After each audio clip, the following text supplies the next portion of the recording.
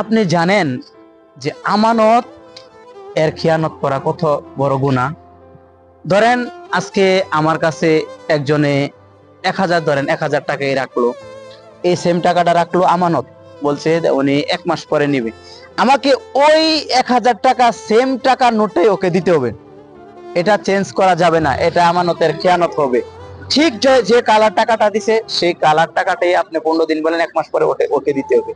তো এখন আমরা যে সমাজে বলেন, রাষ্ট্রে বলেন, আমরা যে জায়গায় বাস করতেছি বর্তমানে, যে আমার হক টাকা এত মাথার গাম পায়ে ফেলে মানুষ ইনকাম করে, এই টাকা চুরি হচ্ছে, ডাকাতি হচ্ছে, ডাকাতি করে নিয়ে যাচ্ছেন।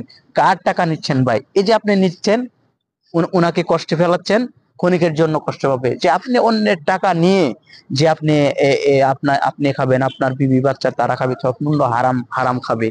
তো আপনার প্রজন্মে পরবর্তীতে যে আপনার কি হবে এটা আপনি নিজেও ভাবতে পারবেন না। আপনি ওনার কাছ থেকে 1 লক্ষ টাকা নিছেন বা 1000 টাকা নিছেন, যত টাকা নিচ্ছে এতে আরো দ্বিগুণ, এর চেয়ে বেশি টাকা আরো ব্যয় হয়ে যাবে অন্য দিক দিয়ে। আপনি বুঝতে পারবেন না যে আপনার টাকা কোথায় কোথায় গেল। আপনি ইনকাম করতেছেন, একদিক থেকে ইনকাম করতেছেন, তবে অন্যদিকে চলে যাচ্ছে। তাই আমি মেসেজ আপনাদেরকে এটাই দিতে চাই যে হালাল টাকা রুজি করার চেষ্টা করুন, নিজে হালাল টাকা ইনকাম করার চেষ্টা করুন।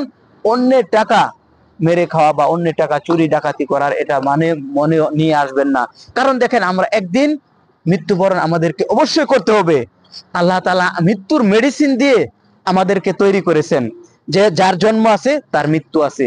এই জন্য ভাই, দুনিয়াটা ক্ষণস্থায়ী, কত 60 বছর 70 বছর, গড়াইও আমি মনে করি 60-এর বেশি নাই, বর্তমানে চলে আসছে 50-এ।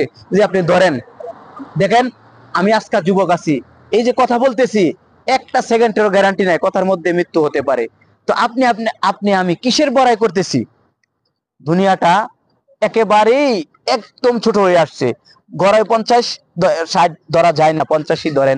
তো আমি আপনি যে 50 বছর বাঁচবো, 50 বছর কি করলাম? যে ক্ষণস্থায়ী জিন্দিগিতে কি করলাম?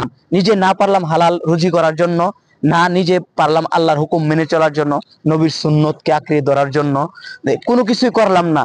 মৃত্যু যখন আমার হবে, তখন ফেরেশতারা জিজ্ঞাসা করবে তোমার রবকে, তোমার দিন কি ছিল, তোমার নবী কে ছিল। এটাই যদি না জানি তো আমরা কিসের মুসলমান হলাম? তাই আপনাদেরকে সর্বশেষ কথা বলতে চাই, দুনিয়াতে যতদিন বাঁচবো হালাল রুজি করার চেষ্টা করব, আল্লাহর হুকুম মেনে চলার চেষ্টা করব এবং নবীর সুন্নতকে আঁকড়ে ধরার চেষ্টা করব। আসসালামু আলাইকুম ওয়া রাহমাতুল্লাহি ওয়া বারাকাতুহু।